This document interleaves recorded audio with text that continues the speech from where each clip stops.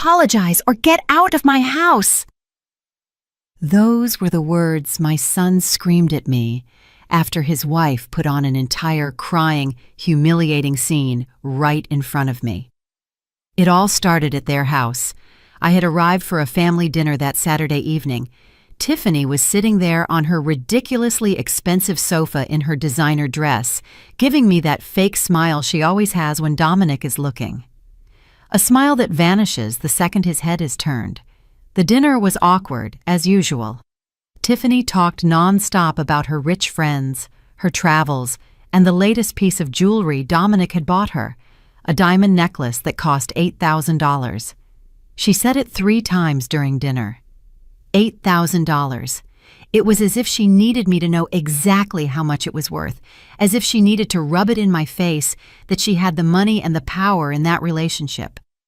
I tried to eat in silence. I nodded when necessary, smiled when appropriate. I did everything I could not to give her a reason for conflict. But with Tiffany, it's never enough. She always finds a way to make me the problem. "Lena, you passed the salt without me asking for it."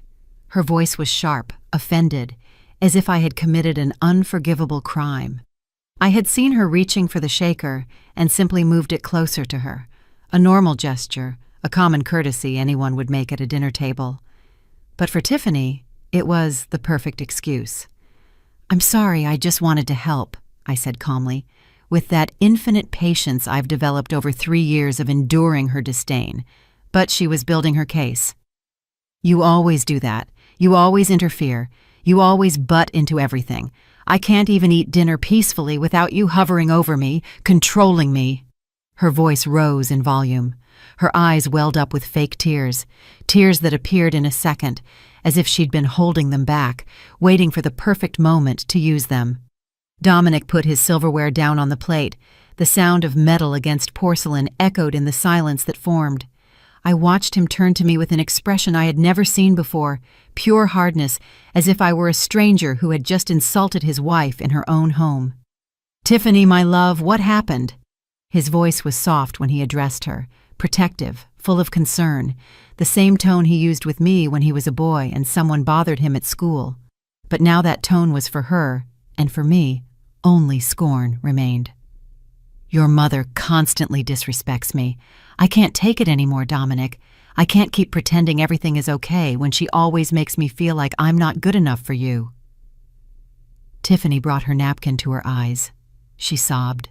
She trembled, an act worthy of an Oscar, and my son was buying it hook, line, and sinker. I sat paralyzed in my chair, fork still in hand, watching the scene unfold like a horror movie where I was the unwanted guest. I wanted to speak, to defend myself, but the words got stuck in my throat because I knew nothing I said would matter. Dominic had already chosen his side.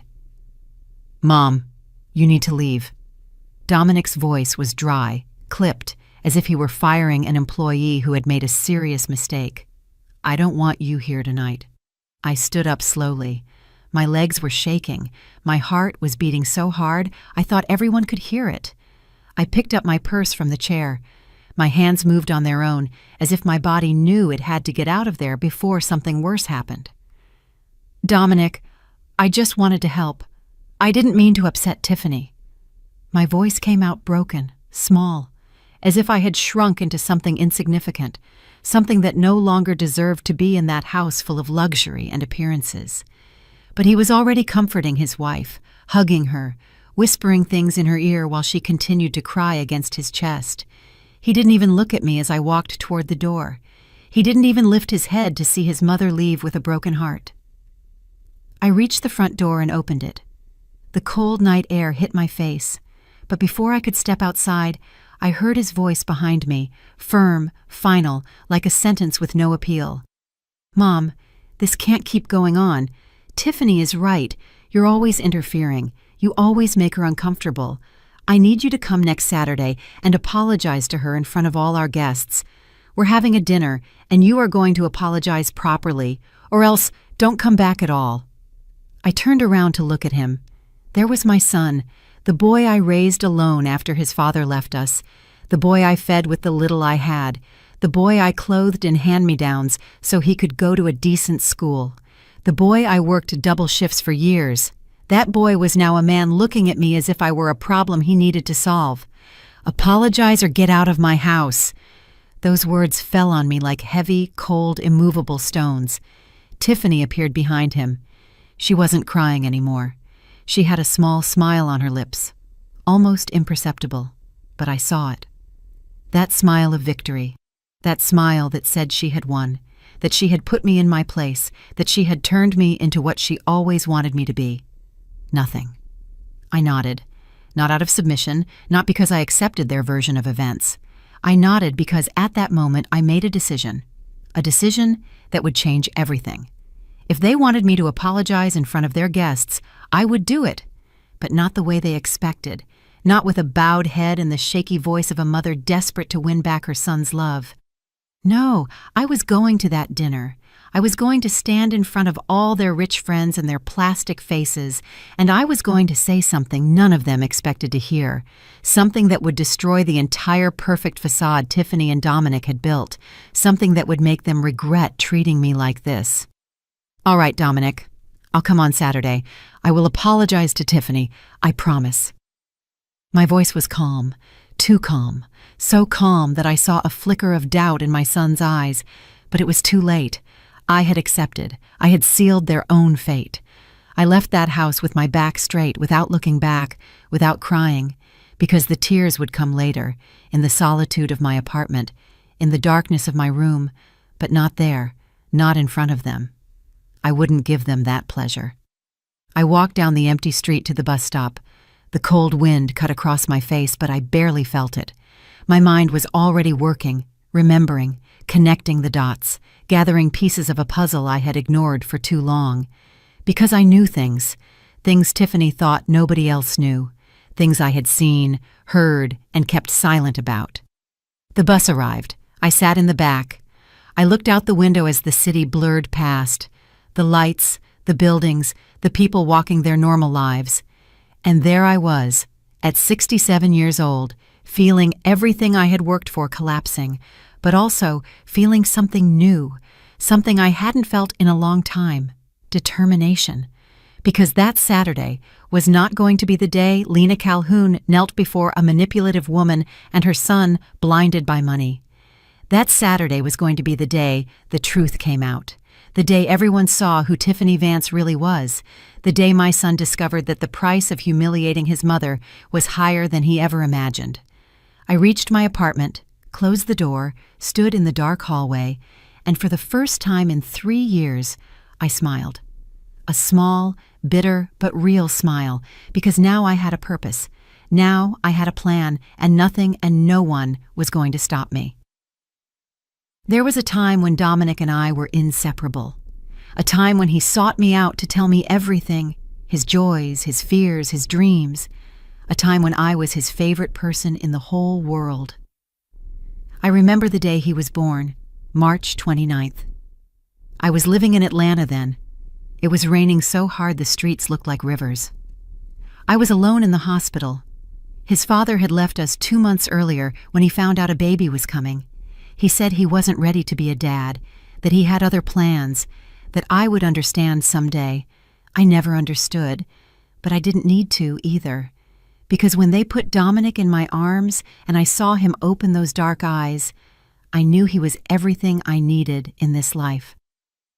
The first years were hard. I worked at a laundromat during the day and cleaned offices at night. I slept 4 hours, sometimes less, but every time I came home and saw my son smile at me from his crib, all the tiredness disappeared. All the pain was worth it because I was building something. I was giving my son a chance to have a better life than mine. Dominic was a brilliant kid. He learned to read before the other children in his class. He always brought home good grades. The teachers at Booker T. Washington Elementary told me he was special, that he had a promising future, and I believed them. I worked more hours, saving every penny, all so he could go to a good college someday. When he was 8, Dominic won a math competition at his school. I remember him running home with the certificate in his hands. Mom, I won! Look what I won!" His eyes sparkled with excitement, with pride. I hugged him so hard he laughed and told me I was squishing him, But I couldn't let go. I couldn't stop thinking that all the sacrifice was finally paying off. That night, we ate his favorite meal, pasta with tomato sauce. Nothing fancy, nothing expensive, but for us, it was a feast. We ate sitting on his living room floor because we still didn't have a table. We laughed. We talked about his dreams. He wanted to be an engineer. He wanted to build enormous bridges that connected cities. He wanted to do important things, and I told him he would achieve it, that I would do everything possible to make it happen. And I did. I worked until my body begged for rest, and even then, I kept going. Every extra dollar went into a savings account for his education. Every weekend I could take an extra shift, I took it.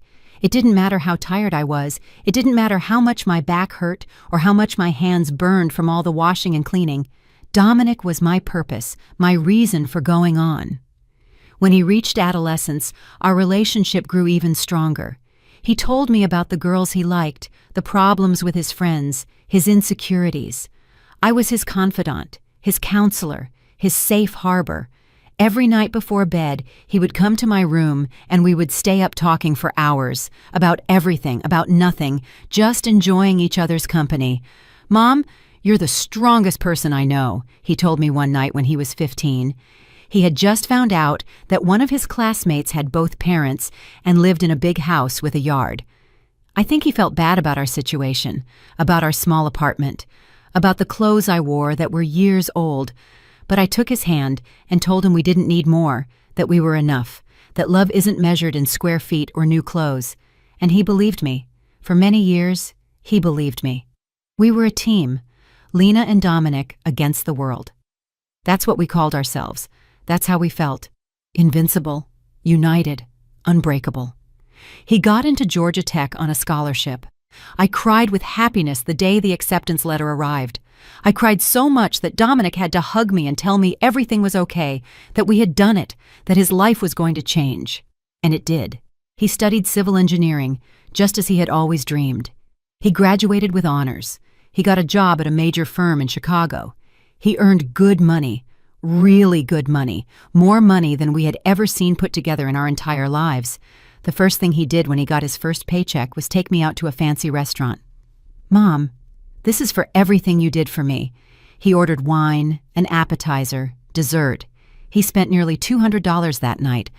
I felt uncomfortable with so much luxury. But he was so happy, so proud to be able to treat me, so grateful. He took my hand across the table and told me he would never forget everything I had sacrificed for him. I will never forget those words, because they were the last truly honest words he ever said to me. The last words before everything changed, before she showed up. During the first few years of his professional career, Dominic came to visit me every week. Sundays were ours. We ate together, watched movies, talked about his work, his projects, his future plans. He bought me a new refrigerator when the old one broke down. He helped me pay the rent when I had a difficult month. He was attentive, affectionate, present.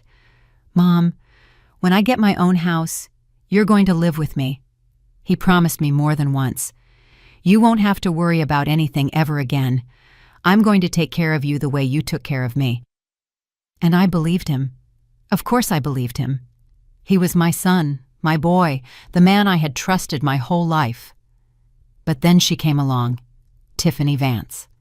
He met her at a business conference, a woman from a wealthy family, with connections, with influence, with all the money we never had. Dominic introduced her to me 3 months after they started dating. He came to my apartment with her one Saturday afternoon. "Mom, I want you to meet someone very special." His voice sounded excited, nervous, like when he was a kid and had something important to show me. I opened the door, and there she was, Tiffany, in her designer clothes, her expensive shoes, her perfume that probably cost more than my monthly rent. She looked at me with a polite smile, but her eyes assessed me in a second. They measured me, judged me, and found me insufficient. "Nice to meet you, Lena." She didn't say Mrs. Calhoun. She didn't say mother-in-law. Just Lena, as if we were friends of the same age, as if she had the right to call me by my first name from the first moment. She walked into my apartment and looked around with that expression I now know so well, that expression that says everything without saying anything, that expression that screams, how small, how old, how poor. I made coffee. I served cookies that I had bought especially for the visit. I tried to make conversation, but Tiffany answered in monosyllables, with forced smiles, with glances at her watch, as if being in my house was a torture she had to endure only because Dominic had asked her to. And Dominic didn't notice or didn't want to notice. He was so fascinated with her, so enchanted. He looked at her as if she were the most wonderful thing he had ever seen, and maybe to him she was, because Tiffany represented everything he never had: the money, the status, the entry into a world he previously only saw from the outside. After that visit, everything changed. Slowly at first, so slowly I barely noticed. Dominic started canceling our Sundays. I have dinner with Tiffany's parents. I have a work event. I have to go with Tiffany to something. There was always a reason. There was always something more important than spending time with me. The calls became less frequent, the visits more spaced out, and when he did come, he wasn't the same. He talked differently, dressed differently. Even the way he looked at me had changed, as if he was suddenly ashamed of where he came from, as if I were an uncomfortable reminder of a life he wanted to forget. But I kept waiting.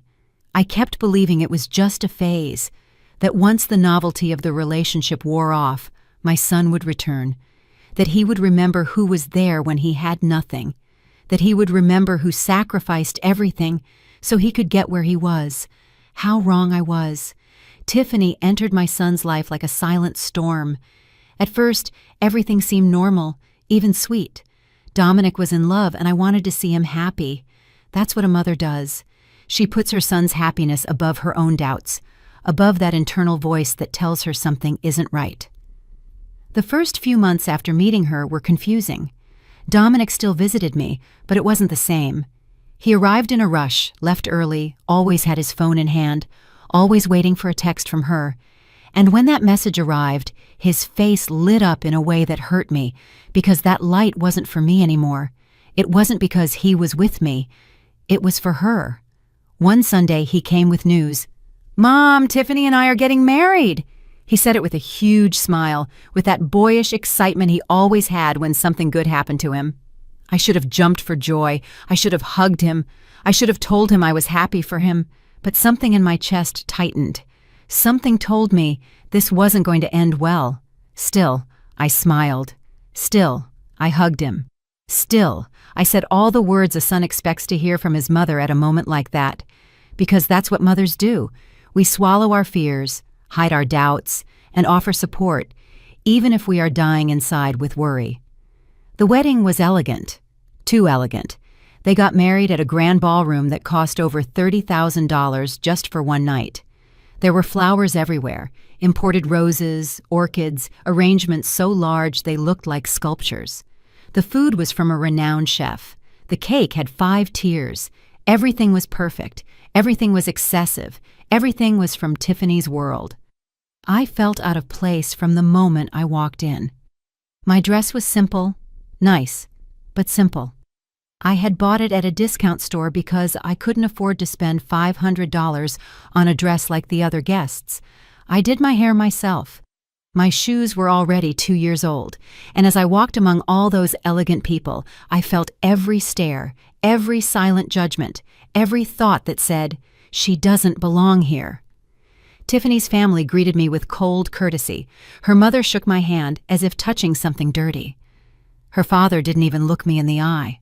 Her brothers ignored me after the obligatory greeting. I was the groom's mother, but to them, I was invisible. Worse than invisible. I was an uncomfortable reminder that Dominic came from a humble background, that he didn't always have money or an important last name. During the ceremony, I sat in the front row alone because I had no one else. My family is small. My friends couldn't afford to come to a wedding like that. So there I was, watching my son marry a woman I barely knew, watching him look at her as if she were his entire universe, and feeling myself turn into nothing. At the reception, they sat me at a table in the back. far from the head table where the newlyweds were, far from Tiffany's family, who occupied the best tables. I shared a table with people who also didn't know anyone, distant cousins of someone, friends of friends, all just as lost as I was in that sea of luxury and appearances. Dominic came over to greet me during the dance. "Mom, you look beautiful." He lied. I knew it wasn't true, but I appreciated the lie because at least it meant he still cared about my feelings. We danced one song. He led me onto the floor and I tried not to cry. I tried not to think that this was the beginning of the end, that after today my son wouldn't be just mine anymore, that he wouldn't need me as he did before. "Thank you for everything, Mom, for giving me the life you gave me, for preparing me for this moment." He whispered in my ear as we danced, and I nodded because I couldn't speak, because if I opened my mouth, I would cry. I would beg him not to forget me, not to let her change him, to remember where he came from.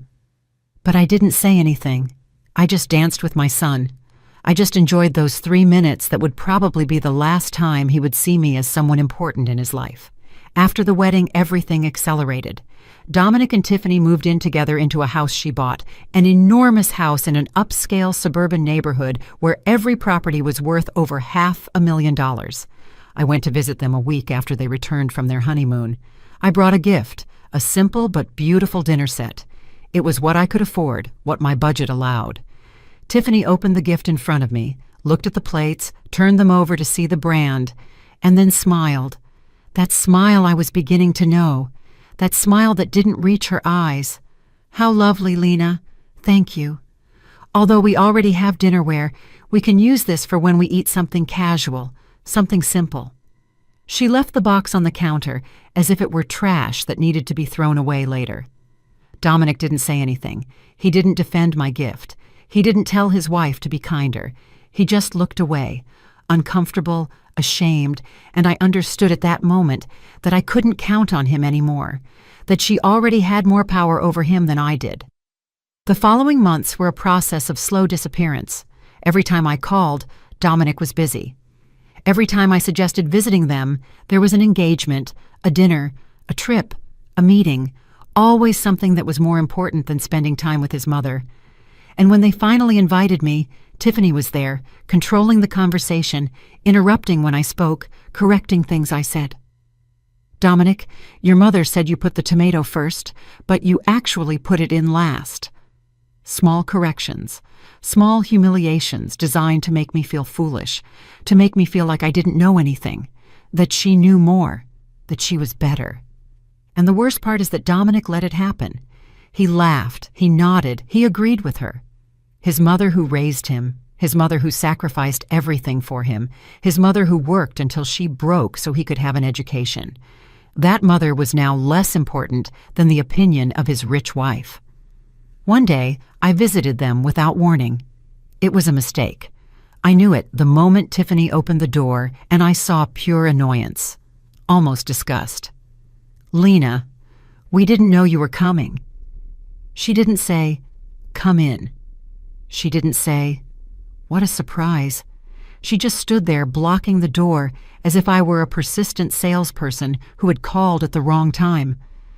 "I just wanted to see Dominic. I haven't seen him in 3 weeks." My voice came out small, pleading. I hated how I sounded. I hated having become someone who had to beg to see her own son. "He's working. He has an important video call meeting. He can't be interrupted." Tiffany was already closing the door. I put my foot down to stop her. A desperate gesture, a pathetic gesture. But I needed to see my son. I needed to hear his voice. I needed to feel that I still mattered to someone. "Just a moment, please," I told her, practically begging, and she sighed. That long sigh that says, "You're annoying." That sigh that makes you feel like you are a burden, a problem, something that must be tolerated. "Wait here." She wouldn't let me in. She made me stand on the porch like a stranger, as if after carrying Dominic in my womb for 9 months, after raising him alone for 25 years, I didn't have the right to enter his house. I waited for 15 minutes, standing there, feeling the neighbors pass by and look at me, an older woman standing on an elegant porch as if she were begging for charity. That's what I must have looked like. That's what they made me feel like I was. Finally, Dominic came out. He had his phone in his hand, his face tense. "Mom, you can't just show up like this without calling. I'm working." He didn't even hug me, didn't even smile at me. He just scolded me as if I were a child who had done something wrong. "I just wanted to see you, my love. It's been so long since we talked." I tried to touch his arm, but he pulled away. A small, almost imperceptible movement, but I felt it like a punch. "I'll call you later, Mom. I can't right now." And he closed the door. No kiss, no hug, nothing. He just closed the door and left me standing there, feeling like I had just lost my son forever. I walked to the bus stop with tears in my eyes. I cried all the way back home. I cried on the bus full of people who pretended not to see me. I cried in my empty apartment. I cried until I had no more tears left. And then I realized something. Tiffany hadn't just married my son. She had conquered him. She had changed him. She had turned him into someone I no longer recognized, someone capable of shutting the door in his own mother's face. The months that followed were the most difficult of my life, worse even than when Dominic's father left us, worse than the sleepless nights working, worse than the years of poverty and sacrifice, because this time the pain came from my own son, and that pain is beyond compare. I tried to talk to him. I tried to make him see what was happening. I called him, and he was always in a hurry. "Mom, I'm in a meeting." "Mom, I'm heading out to dinner." "Mom, Tiffany is waiting for me." Always an excuse, always something more important than listening to his mother. One afternoon, I finally managed to get him to come to my apartment. I told him I needed to talk to him about something important. He arrived, but he had that look of annoyance, that expression that says, "I have better things to do, but I came because it's my obligation." He sat on the edge of the sofa, didn't even take off his jacket, ready to leave at any moment. "Dominic, I feel like I'm losing you." I was direct, no beating around the bush, because I no longer had time to tread carefully. "I barely see you anymore. We barely talk. And when we are together, I feel like you're not really with me, that your head is somewhere else. With her." His face changed. It hardened, defensive. "Mom, don't start. Tiffany has nothing to do with this." His voice was irritated, as if I had said something offensive, as if mentioning his wife were a crime. "I didn't say it's her fault. I'm just saying that since you got married, everything changed. You changed." I tried to stay calm. I tried not to sound accusatory, but it was difficult, because every word I said was true, and he knew it. "I grew up, Mom. That's what happens. People grow up, people change. I can't keep being your little boy forever. Now I have a wife, I have responsibilities, I have a life." His words were like blows, each one designed to hurt me, to make me feel like I was the problem, that I was the one who didn't understand. "I'm not asking you to be my little boy. I'm just asking you to include me in your life, not to treat me like a stranger, as if I weren't the person who gave up everything for you." My voice broke. I hated showing weakness, but I couldn't take it anymore. I couldn't pretend everything was okay. "You're so dramatic, always exaggerating everything. Tiffany is right. You are too intense, too demanding." He stood up. He was already leaving. He had decided this conversation was over, and I couldn't do anything to stop him. "Tiffany said that about me?" It wasn't a question. It was a confirmation that she spoke badly of me, that she filled him with venom against his own mother, and he let her. Worse, he believed her. Dominic didn't answer. He just looked at me with those eyes I no longer recognized, those eyes where there used to be love, and now there was only discomfort, annoyance. "I need to go, Mom. Tiffany is waiting for me to go out to dinner with her parents." And he left, leaving me there with a broken heart and 1,000 unanswered questions. After that conversation, I stopped insisting. I stopped calling him so much. I stopped suggesting plans because every rejection hurt more than the last. Every excuse was like a door closing, and I was tired of hitting closed doors. But the silence was worse, Not hearing from him, not hearing his voice, watching the weeks go by without a call, without a text, without anything. It was like watching him die slowly, like losing him little by little and being unable to do anything to prevent it. One night, I dared to write him a simple, direct text. "Dominic, I miss you. Can we meet up?" I sent it and stared at the phone, waiting for his reply. An hour passed, then 2 hours, 3 hours. Nothing. He left it on read and didn't answer. My own son ignored me as if I didn't exist. 2 days later, he finally replied, "Sorry, Mom, I've been busy. Maybe next month we can see each other." Next month. As if I were a dental appointment that could be rescheduled. As if seeing me were an annoying obligation that had to be met eventually, but without haste. I tried to fill my time with other things. I started going to church more often. I became friends with Yvette Jackson, a woman my age who was also alone. She understood. She also had children who had moved away, who visited her once a year if she was lucky. We got together for coffee to talk about our lives, our sorrows. It was small comfort, but comfort nonetheless. But nothing filled the void Dominic had left.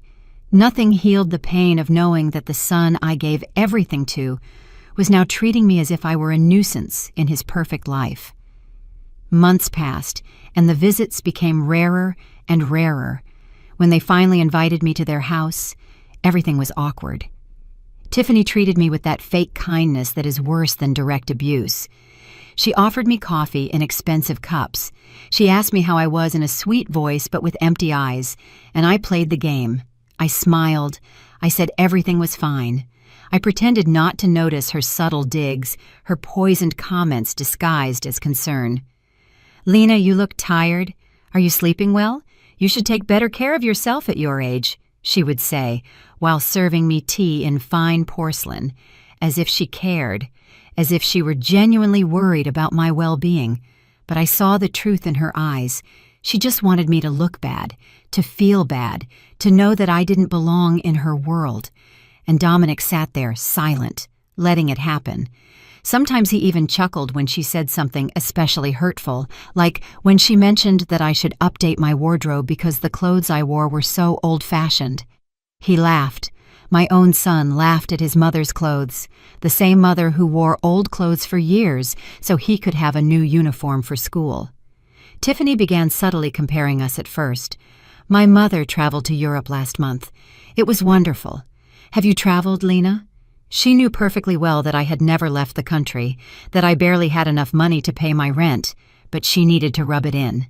She needed me to know that she came from a better world, that her family was superior, that I was less. One day I came to their house and found that all the photographs had been changed. Before, there were a few photos of Dominic as a child, photos I had given them, photos of the two of us, of our life together. But now there were only photos of the two of them, their wedding, their trips, their perfect life where I didn't exist. They had erased my history with my son. They had erased our past as if those years had never happened. "Where are the photos that were here?" I asked, trying to sound casual, trying not to let them see how I was dying inside. "Oh, those? We put them away. Tiffany renovated the decor.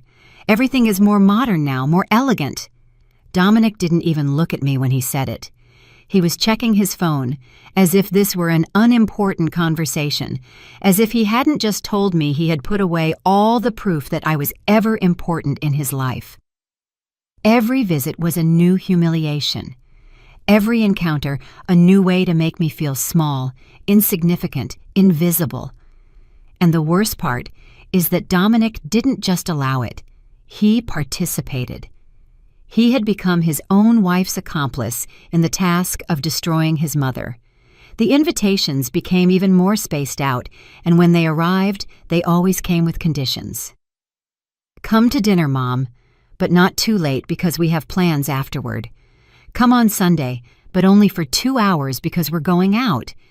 Come, but don't bring food because Tiffany already cooked. Come, but don't talk about certain topics because they make Tiffany uncomfortable. Come, but basically, don't be you. Don't exist. just show up and disappear without a trace. I tried to talk to Dominic one last time over the phone because he wouldn't even meet me in person anymore. Dominic, I know Tiffany doesn't want me around, and I understand she's your wife and your priority now, but I am your mother. That doesn't change. That shouldn't ever change. Mom, enough. You're obsessed. Tiffany doesn't have anything against you. You're the one who always looks for problems, who always makes drama. His voice sounded tired, fed up, as if I were a spoiled child who didn't understand reason, as if all of this were a product of my imagination, of my need to create conflicts where there were none. I'm not looking for problems. I just want you to treat me like your mother, to include me in your life, not to make me feel like I'm a bother. Tears started to fall. My voice was shaking. I no longer cared about sounding desperate. I was desperate. I can't keep having this conversation. It's always the same with you, always the victim, always suffering. You need to mature, Mom. You need to understand that you're not the center of my world anymore. And he hung up. My son hung up the phone on me while I was crying, while I was begging him for a little love, a little consideration. I sat in my living room with the phone in my hand, feeling like I had lost the last battle, that there was nothing left to do, that my son was gone, that the boy I raised with so much love had become a stranger, someone capable of hurting me without remorse, without guilt, without anything. The truth came to me in the most unexpected way. One Tuesday afternoon, I had gone to the bank to collect my Social Security benefits when I saw Tiffany leaving an elegant downtown cafe. She wasn't alone. She was with a young, well-dressed man, and the way they talked wasn't the way you talk to a friend. It was intimate, complicit, suspicious. I hid behind a traffic light pole. I didn't want her to see me. I didn't want to have to greet her and pretend everything was okay, but I also couldn't stop watching. There was something about that scene that unnerved me, something that told me I needed to pay attention. The man handed her a folder. Tiffany opened it, checked some papers, nodded, and then took an envelope from her purse and gave it to him. It was quick, discreet, but I saw it. I saw the exchange. I saw her look around before doing it, as if she didn't want anyone to see her. And then I knew something wasn't right, that whatever was going on wasn't legal, or at least it wasn't honest. I stood there for several minutes after they both left, trying to process what I had seen, trying to find an innocent explanation. Maybe he was a lawyer, maybe they were work papers. Maybe I was seeing things that weren't there because I was already biased against her. But something inside me said no. That this was important, that I had to investigate, that I had finally found a clue to who Tiffany Vance really was. That night I couldn't sleep. I kept going over what I had seen, the envelope, the folder, the way Tiffany nervously looked around. And then I made a decision that would change everything. I was going to find out what she was hiding. I was going to find the truth, even if it hurt. Even if it destroyed what little was left of my relationship with Dominic. I called Yvette the next day. Yvette, I need your help. I told her what I had seen. She listened in silence, and when I finished, she sighed. Lena, be careful. Getting involved in this could be dangerous. But I had already decided. There was no turning back. Yvette had a nephew who worked in private investigations. Nothing major, small cases, infidelities, minor fraud. But he knew how to get information, how to follow leads, how to find what others wanted to hide. I asked Yvette to put me in touch with him. Marcus Wells, that was his name. A man in his 40s, serious, professional. We met at a coffee shop far from the neighborhood where Dominic lived. I didn't want to risk anyone seeing us. I told him everything about the man, the folder, the envelope, and I also told him about how Tiffany had entered my son's life, how she had distanced him from me, how everything had changed since she appeared. Mrs. Calhoun, I understand your situation, but I need you to understand that this can take time and it can cost money. Investigating isn't cheap. Marcus was honest from the start.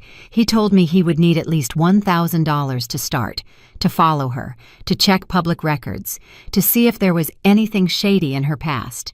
$1,000 was almost all the savings I had. It was my emergency fund, the money I kept in case I got sick, in case I had to move, in case something serious happened. But at that moment, I knew there was nothing more serious than losing my son without a fight, that if I didn't do this, I would regret it for the rest of my life. I gave him the money, all of it, and Marcus began his work. He told me he would call me in 2 weeks, that I shouldn't try to contact Tiffany or Dominic in the meantime, that I should act normal, that I shouldn't raise suspicion. They were the 2 longest weeks of my life. Every day I woke up wondering if I had done the right thing, if this wouldn't turn me into the villain of the story, the meddling mother-in-law who couldn't let her son live his life. But then I remembered Dominic's face, how he had changed, how he treated me, and I knew that something external was influencing him, that my son hadn't become this way on his own, that there was someone behind it, and that someone was Tiffany. Marcus's call came on a Thursday afternoon. "Mrs. Calhoun, we need to talk. I found something." His voice sounded serious, even worried. We agreed to meet that same night at the same coffee shop. When I arrived, Marcus was already there. He had a folder on the table, thicker than I expected.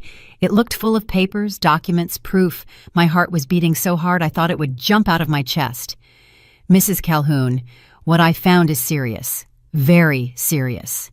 He started without preamble. "Tiffany Vance has been manipulating your son from the start, and not just emotionally, financially too." He opened the folder and began to show me documents, contracts, bank statements, printed conversations. Tiffany convinced Dominic 2 years ago to put all his savings into investments she supposedly managed.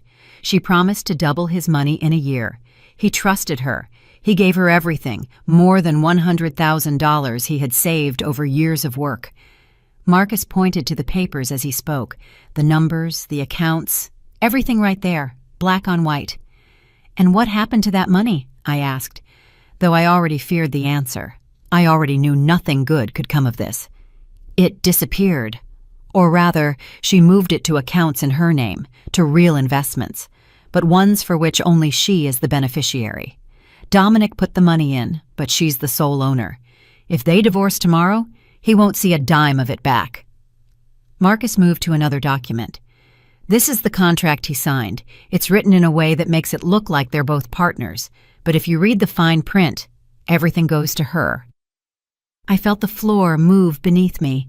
My son. My son had been scammed by the woman who claimed to love him, the woman he married. And worse, he had no idea. He trusted her blindly. He had given her everything, and she had taken it without remorse. "There's more," Marcus continued. "I found messages between Tiffany and her mother from before the wedding, talking about how Dominic was the perfect candidate. Young, with a good salary, and no family to interfere much. Those were her words. No family to interfere. And then there are more recent messages where she talks about you, Mrs. Calhoun." "What do they say?"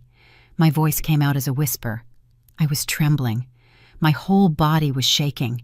Marcus showed me the screenshots, WhatsApp conversations between Tiffany and her mother, between Tiffany and her friends, all talking about me, about the old lady, about the mother-in-law who doesn't know her place, about how she needed to distance Dominic from me because I was an obstacle to her plans.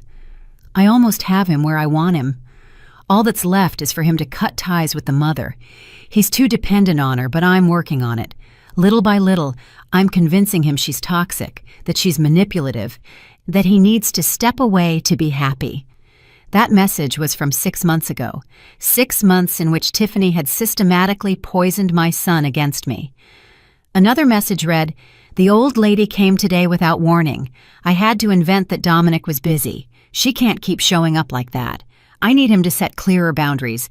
Maybe if I orchestrate a situation where she looks bad in front of everyone, he'll finally understand that he has to choose, her or me, and obviously he'll choose me." Tears streamed down my face uncontrollably. I read message after message, seeing how this woman had planned every step, every humiliation, every moment of pain. Everything had been calculated. Everything had been part of a plan to destroy my relationship with my son and take his money. "I also found this," Marcus said, pulling out more papers. "Tiffany is in debt, heavily in debt. Her family isn't as rich as they pretend. The father has been bankrupt for 3 years.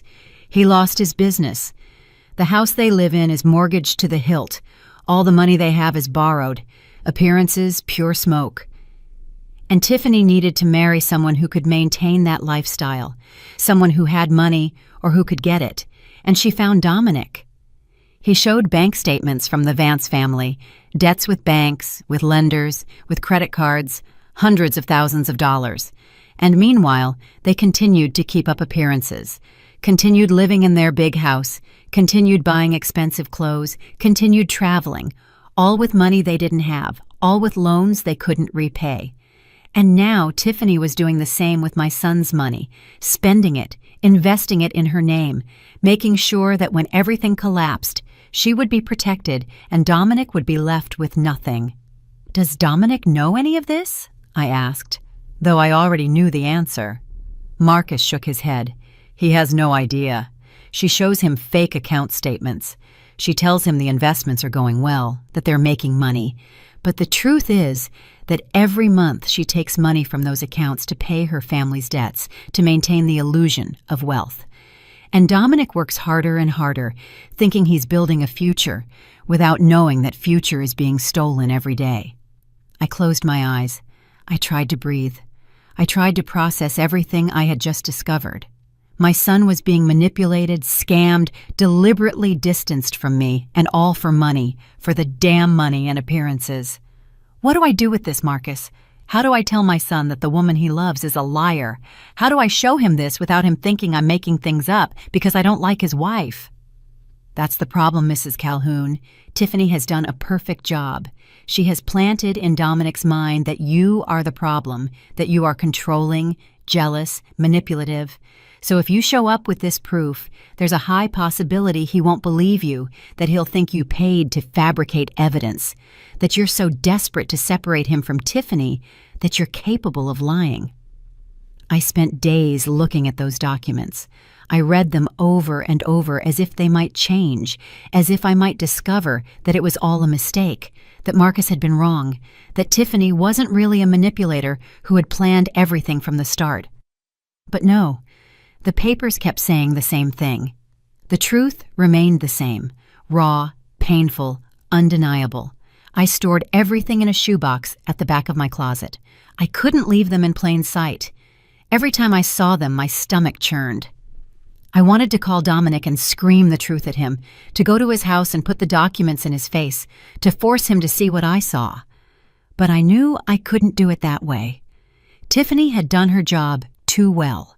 She had turned me into the enemy, the toxic mother he had to distrust. Yvette came to visit me often during those days. She brought me food because I didn't feel like cooking. She sat with me in silence when I didn't want to talk, and when I finally spoke, she just listened. She didn't judge. She didn't tell me what I should do. She was just there, and that was more than my own son was doing for me. You have to be smart, Lena. You have to think carefully about how to use this, because you'll only get one shot. If you do it wrong, Dominic will never believe you, and you'll lose him forever. Yvette's words echoed in my head all the time. She was right. I couldn't mess up. I couldn't let emotions dominate me. I had to be cold, calculating, like Tiffany. I started observing, paying attention to every detail. Every time Dominic mentioned something about their life, I wrote it down. Dates, names, places, financial decisions Tiffany had suggested, trips they had taken, big purchases, everything. I was building a map, a timeline that showed the pattern, the systematic way Tiffany had taken control. I also started saving every message Dominic sent me, every conversation where he repeated things Tiffany had clearly told him. "Mom, you need to understand you can't come whenever you want. Mom, Tiffany feels uncomfortable when you criticize our decisions. Mom, you have to respect that I have my own family now." Words that didn't sound like my son's. Words that had Tiffany's poison hidden behind them.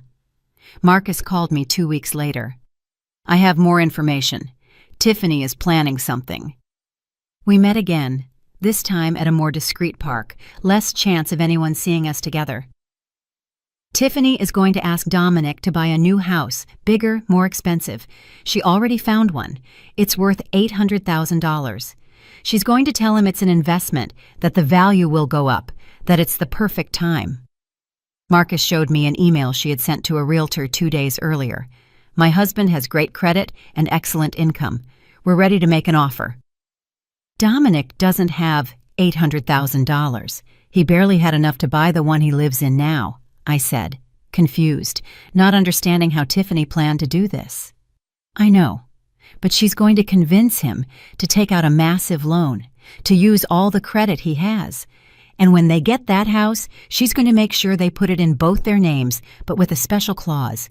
If they divorce, the house goes to her because she's going to claim her family put up the down payment, which is a lie, but she's going to falsify documents to prove it."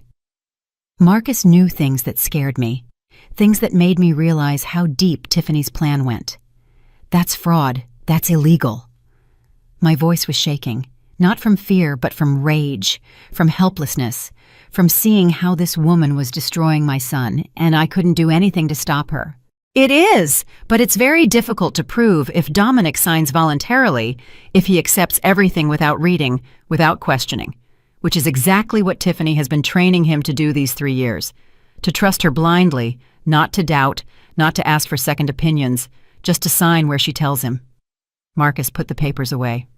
"Mrs. Calhoun, if you're going to do something, it has to be soon, before he signs for that house, because if he does, he'll be financially tied to Tiffany for decades, and getting out of that will be nearly impossible." That night, I didn't sleep. I sat on my bed with the box of documents on my lap, thinking, planning, trying to find the perfect way to reveal the truth. It had to be in public. It had to be in front of witnesses. It had to be at a moment where Tiffany couldn't escape, where she couldn't twist the story, where she couldn't play the victim. And then I remembered the dinner where I was supposed to apologize, where Dominic had invited his rich friends, Tiffany's associates, the people who mattered in their new world of appearances. That was my opportunity. That was the perfect moment. I called Marcus. "It's Saturday at 8 o'clock. I need you to arrive at 8:30 when everyone is already there, when they can't cancel or escape." I gave him the address. I repeated the plan.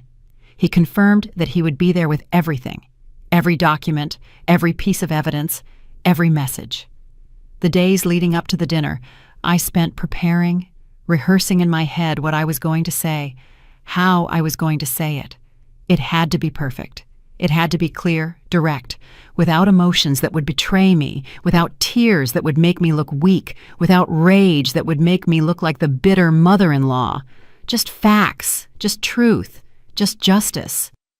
I tried on 3 different dresses. I wanted to look dignified, respectable. I didn't want anyone to be able to say I was the poor mother who was envious of her son's life. I chose a gray dress, simple yet elegant. I did my hair, applied light makeup. When I looked in the mirror, I saw a different woman, a woman who would no longer beg, a woman who would no longer humiliate herself, a woman who was going to fight. Yvette came to see me the night before the dinner. "Are you ready?" she asked me. I nodded. "I'm ready. For the first time in a long time, I'm ready." She hugged me so tight I could barely breathe. "Be careful, Lena. Whatever happens tomorrow, be careful and don't regret it. Whatever you do, don't regret it." I won't regret it. I've spent too much time regretting not having acted sooner, for letting Tiffany do whatever she wanted, for accepting the crumbs of attention Dominic gave me. No more. Tomorrow, everything ends. I either get my son back or I lose him forever, but at least I'm going to fight. Saturday arrived.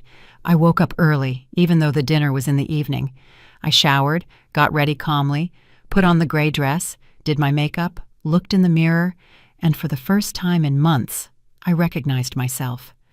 I wasn't the broken woman I had been. I wasn't the pleading mother begging for attention. I was Lena Calhoun, the woman who raised a son alone, the woman who worked until exhaustion, the woman who deserved respect and who was going to demand it. I took a taxi to Dominic's house. I arrived exactly at 8 o'clock and rang the doorbell. My heart was beating hard, but my hands weren't shaking. I was ready, more ready than I had been for anything in my life. Tiffany opened the door. She wore a black dress that probably cost $1,000, sparkling jewelry, perfect makeup, a fake smile. "Lena, so glad you came." Her voice dripped with poisonous sweetness, that sweetness she uses when there are witnesses, when she has to pretend she's the perfect daughter-in-law. I walked in. The house was full of people, elegant, well-dressed couples with wine glasses in their hands, conversing in small groups. The smell of expensive food filled the air. Everything was perfect. Everything was designed to impress, to show success, to scream, "Look at everything we have!" Dominic approached, gave me a quick kiss on the cheek. "Mom, thanks for coming. Come, I want to introduce you to some friends." He led me from group to group, introducing me as his mother, but without pride, without affection, just as a social obligation. "This is my mom, this is Lena." Empty words, without meaning, without love. I smiled, greeted people, accepted the wine glasses they offered me, though I didn't drink. I just held it. I just played the role expected of me, the grateful mother to be included, the mother who was going to apologize, the mother who had finally learned her place. At 8:20, Tiffany tapped her glass with a knife. The sound drew everyone's attention. Conversations stopped. All faces turned toward her. She smiled, that triumphant smile, that smile that said, "Now for the good part. Now comes the public humiliation." Friends, thank you for being here tonight. Dominic and I wanted to share this special dinner with you, and we also wanted you to witness something important. She looked toward me. Her eyes sparkled with barely contained malice. "Lena, Dominic's mother, has something to say to us, something she needs to say in front of all of you." Everyone looked at me, expectant, curious, some with pity, others with discomfort. No one knew exactly what to expect, but everyone knew it was going to be awkward. I stood up, set my glass on a table, and walked to the center of the living room, right in front of Tiffany and Dominic. "You're right, Tiffany. I have something to say, and I need everyone to listen." My voice came out clear, firm, without a tremor. I looked at my son. I looked at the woman who had destroyed our relationship, and then I smiled, a small, calm smile, the smile of someone who knows she holds all the winning cards. At that moment, the doorbell rang. Marcus had arrived exactly on time, just as we had planned. Tiffany frowned. She wasn't expecting any more guests. Dominic, confused, went to open the door. When he saw Marcus with his briefcase, his face showed surprise. "This is Marcus Wells. He's with me. He's part of what I need to tell you," I said before Dominic could ask. Marcus walked in, gave a brief nod, and stood beside me like an ally, like a witness, like living proof that what I was about to say wasn't a product of my imagination or my desperation. It was real. It was verifiable. It was undeniable. "Tiffany, you asked me to apologize to you, to admit that I've been a bad mother-in-law, that I've interfered, that I've made you feel uncomfortable." I paused. I let the silence stretch. I let everyone pay attention. "And you are right. I should apologize, but not for what you think." Her face changed. The smile disappeared. Something new appeared in her eyes. Worry, fear, perhaps, as if she suddenly realized that this wasn't going according to her plan, that I wasn't the submissive mother she expected, that something had changed. "I owe you an apology for taking so long to figure out who you really are, for letting you manipulate my son for 3 years, for not acting sooner. But that ends today. Today, everyone is going to know the truth about you, Tiffany Vance, about your family, about your intentions, about everything you've been hiding behind that fake smile and that borrowed luxury." The silence in the room was absolute. No one breathed, no one moved. Everyone was watching. Dominic took a step toward me. "Mom, what are you doing?" His voice sounded alarmed, annoyed, but also confused, as if he didn't know whether to stop me or listen. "I'm saving my son. That's what I'm doing." I looked at Marcus. He opened his briefcase. He took out the first folder, the first piece of evidence, the first of many documents that were going to destroy the perfect world Tiffany had built on lies. And we began. Marcus placed the first folder on the dining room table. All the guests gathered around, curious, uncomfortable, unable to look away from what was about to be revealed. Tiffany remained still, too still, like an animal that knows it's trapped, but is still looking for an escape. "Dominic, your wife convinced you 2 years ago to invest all your savings in a fund she supposedly managed, $100,000, your money, the money you earned with your hard work." I began to speak. My voice was steady. Every word was measured, every sentence a direct stab at the heart of the lie. "Mom, what are you talking about?" Dominic tried to interrupt.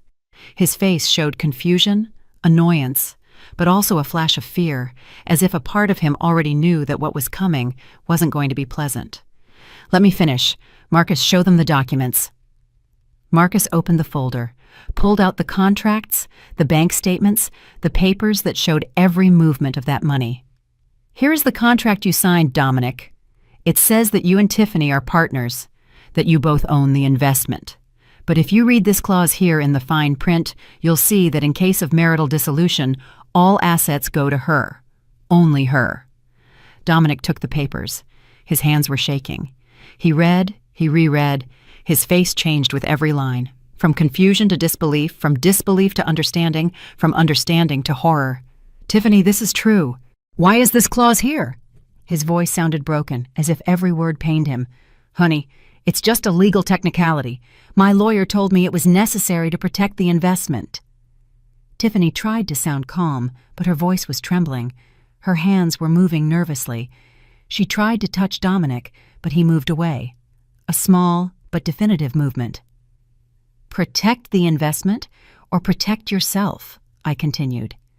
"Because that money was never in any real investment, Dominic. Look at these bank statements." Marcus showed more papers. "Your money was transferred to Tiffany's personal accounts, and from there it was used to pay debts, her family's debts." The guests were murmuring now.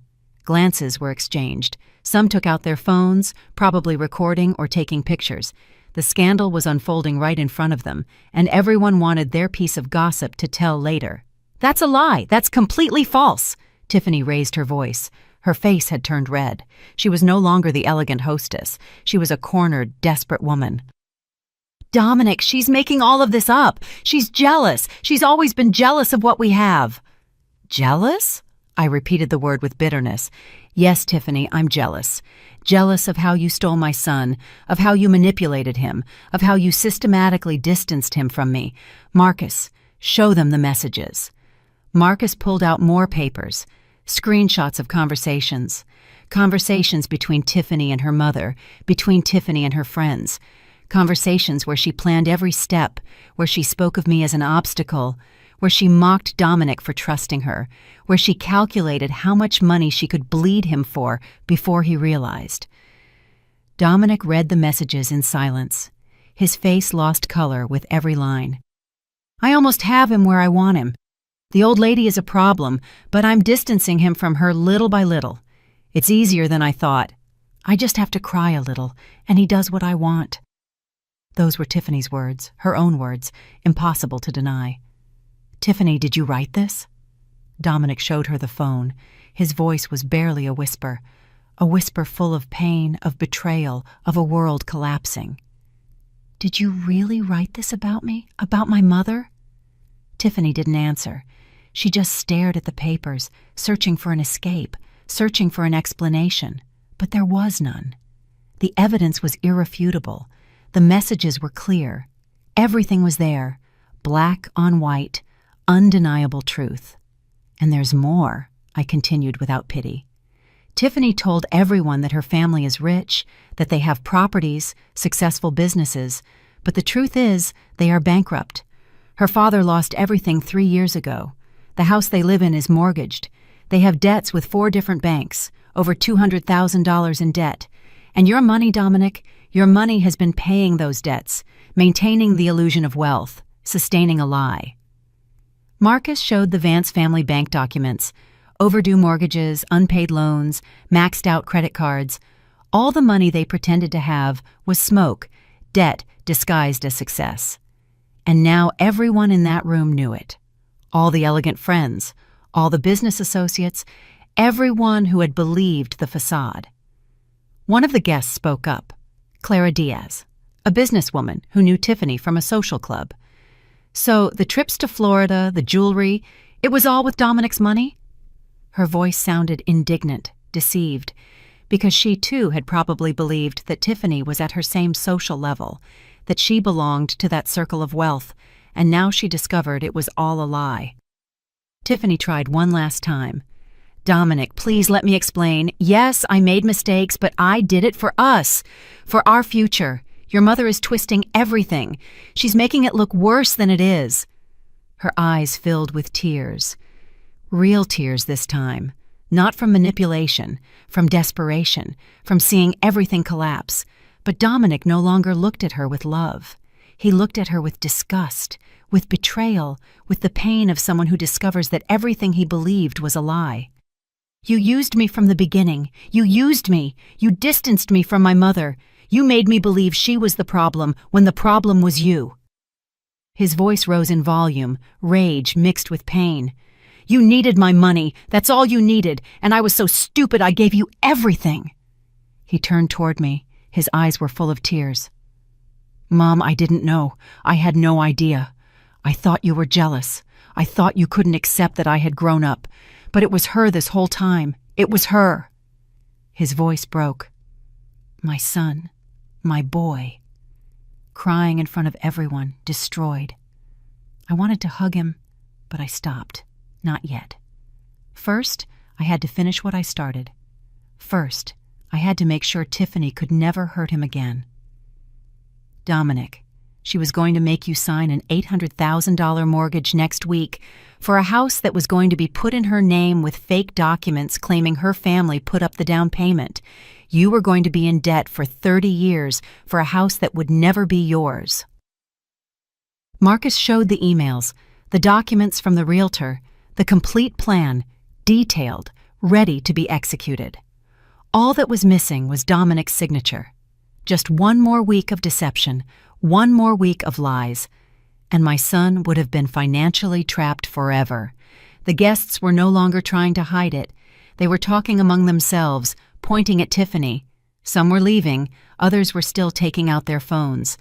By tomorrow, the whole city would know what had happened that night. Tiffany Vance would be socially destroyed. No one in that circle would ever trust her again. No one would ever welcome her back. Her reputation was finished. Tiffany collapsed. She fell onto the sofa, crying. She no longer tried to defend herself. She no longer tried to explain. She just cried because she knew she had lost, that everything she had worked for, everything she had built on lies, had come tumbling down in one night, at one dinner, with a mother-in-law she had underestimated. Dominic walked toward me. He took my hands. Mom, forgive me. Please forgive me. I was an idiot, blind. I treated you so badly. I pushed you away. I made you feel like you didn't matter, and all because I believed her lies. His words came out choked, between sobs. My son was crying, and I finally let my own tears fall. I hugged him tight, tighter than I had hugged him in 3 years, like I used to hug him when he was a child and the world hurt him, and I was his refuge, his protection, his home. It's okay, my love, it's okay. It's over now. It's all over. I whispered against his head, and I felt him cling to me, as if I were the only solid thing in a world that had turned liquid. The days following that dinner were strange. Dominic showed up at my apartment the next day, early, with his eyes swollen from crying, with an expression I hadn't seen in years, pure vulnerability. He sat on my old sofa and didn't say anything for hours. He just stayed there like when he was a boy and came to seek comfort after a tough day. I didn't try to fill the silence with words. I didn't say, I told you so. I didn't reproach him for the 3 years of pain. I was just present, as I had always been, as I always would be. Because that's what mothers do. They welcome their children when the world breaks them, without judgment, without reproaches, just with open arms. "Mom, how could I have been so blind?" He finally spoke. His voice sounded broken, ashamed. "How did I not see what she was? How did I let her treat you like that? How did I treat you like that?" He covered his face with his hands and cried again, tears of a man who discovers that he built his life on lies. I sat beside him, took his hand, the same hand I held when he took his first steps, the same hand I bandaged when he fell off his bike, the same hand that now trembled with pain and remorse. "She's very good at manipulating, Dominic. She chose you because she knew you were noble, that you trusted, that you loved with all your heart. It's not your fault for believing someone who claimed to love you, but it is my fault for pushing you away, for treating you as if you didn't matter, for making you feel like you were a problem." He looked at me with those eyes that looked so much like mine, the eyes he inherited from me. "Mom, I'll never be able to apologize enough. I'll never be able to repair those 3 years." "I don't need you to repair anything. I just need you never to forget where you came from, who was there when you had nothing, who loved you even when you stopped loving me." My voice was soft, without resentment, because resentment doesn't build bridges, and I needed to get my son back, not punish him. Dominic moved back into a small apartment. He left the house he shared with Tiffany and started divorce proceedings.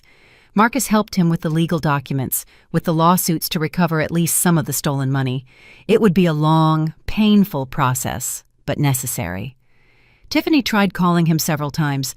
She sent him long messages, letters, begging for another chance, promising she would change, that everything had been a misunderstanding. But Dominic didn't answer. He had learned his lesson. He had seen the truth and there was no going back. The Vance family tried to threaten him with lawsuits, with public scandals, but Marcus had everything documented, every lie, every fraud, every manipulation, and they knew it. They knew that if they took this to court, they would lose more than they had already lost. So they stayed silent, humiliated, socially destroyed. Sundays became ours again. Dominic came to my apartment every week. We ate together, we talked, we laughed sometimes, we cried others, rebuilding what Tiffany had destroyed. Brick by brick, conversation by conversation, hug by hug. One Sunday, 2 months after that dinner, Dominic arrived with a box. "Mom, I found these saved in the garage at the house. Tiffany had hidden them." He opened the box. They were the photographs, all the photographs of our life together, the ones that had disappeared from his house, the ones Tiffany had erased. There was Dominic as a baby, Dominic at his high school graduation, us both smiling at every stage of his life. I'm going to frame these. I'm going to put them up in my new apartment because I'm never going to forget who was there, who loved me when I had nothing, who sacrificed everything so I could have a better life. He looked at me with tears in his eyes. "Forgive me, Mom. Please forgive me." "I already forgave you, my love. The day you were born, I forgave you for everything you could ever do to me in this life." I hugged him and felt that we had finally returned, that my son had come back to me. Not the boy he was, but the man he should always have been, a man who knew the value of loyalty, true love, and family. Months later, I ran into Yvette at the supermarket. She hugged me tightly. "Lena, you look different. You look at peace." And she was right. I was at peace, because I no longer carried the weight of injustice. I no longer lived wondering what I had done wrong. I no longer felt invisible. I had regained my dignity, not by begging, not by pleading, but by defending myself, by showing the truth, by refusing to be the silent victim everyone expected me to be. And in doing so, I didn't just save myself, I saved my son. Dominic now calls me 3 times a week. He visits me every Sunday. He includes me in his life, not as an obligation, but as a choice, as someone who wants to be there, who values my presence, who understands what he lost during those 3 dark years. Sometimes he asks me how I could forgive him so easily, how I could welcome him back without reproach, without making him pay for the pain he caused. And I tell him the truth, because a mother's love isn't conditional love. It's not a love that keeps score. It's a love that forgives, that waits, that never gives up. But I also tell him that forgiveness doesn't mean forgetting, that the scars are still there, invisible but real, and that he will have to live with the knowledge that he hurt the person who loved him the most. That is his burden. That is his lesson, and it is a lesson he needed to learn. One afternoon, while we were drinking coffee in my living room, Dominic told me something I will never forget. "Mom, thank you for not giving up on me. Thank you for fighting, because if you hadn't, I would have lost everything. My money, my dignity, and worst of all, I would have lost you, and that would have been the most terrible thing." I smiled. A quiet, serene smile, the smile of someone who fought and won, not with shouting, not with violence, but with truth, with dignity, with the silent strength that only mothers know. I was never going to give up on you, my love. Never. Because you are my life, my purpose, my reason for going on. Today, I am 67 years old. I live in the same small apartment. I wear the same simple clothes. I eat the same simple food. I have no luxuries. I have no wealth. But I have my son. I have his love. I have his respect. I have his presence, and that is worth more than all the diamonds and big houses in the world. Tiffany left the city. I heard she moved back in with her parents, that no one in her social circle ever spoke to her again, that her reputation was destroyed forever. I don't take pleasure in her downfall, but I don't feel pity either. She chose her path. She chose lies, manipulation, and deceit, and choices have consequences. I learned something from all this. I learned that silence isn't always peace, that enduring isn't always love, that sometimes you have to fight, you have to defend yourself, you have to say enough, and you have to do it without fear, without guilt, with the certainty that defending your dignity is never wrong. Mothers don't have to accept abuse from their children just because we love them. We don't have to disappear to make room for their new lives. We don't have to become ghosts of ourselves. We deserve respect. We deserve love. We deserve to be present. And if that respect doesn't come nicely, then you have to claim it with truth, with evidence, with the firmness of someone who knows she is right. Because in the end, the truth always wins. It may take time. It may hurt. It may cost tears and sleepless nights, but it always wins. Today I look out the window of my apartment. I see the sun setting over the city, and I smile because I survived, because I fought, because I recovered what was mine, my son, my dignity, my peace, and no one will ever take it away from me again. I promise that to myself, to all the mothers who stay silent when they should scream, to all the women who disappear when they should shine. Luxury is destroyed, appearances crumble, money runs out, but true love, the kind that asks for nothing in return, the kind that forgives but doesn't forget, the kind that fights when necessary, that love remains, and I am living proof of it. You know, for a long time I thought keeping quiet was the way to keep peace, but silence only feeds those who hurt you. That night I learned something. Standing up for yourself isn't pride, it's dignity. Sometimes love means fighting, not surrendering. If my story tells you anything, let it be this. No one has the right to make you feel small, not even someone you love. Forgive, but never forget your worth. Because when you finally choose truth over fear, life gives you back everything you thought you'd lost, and even more. If you feel the same way and enjoyed my story, show it by liking this video. Let's see how many of us there are. I'm curious, from which city and what time are you listening? Write it in the comments, and if you'd like to support my journey, you can send a small donation. Thank you for listening and sharing your precious time with me. For more life stories like this one, visit my channel and subscribe. I've added 2 new stories on screen that I'm sure you'll love. Click one and start listening right away. With love.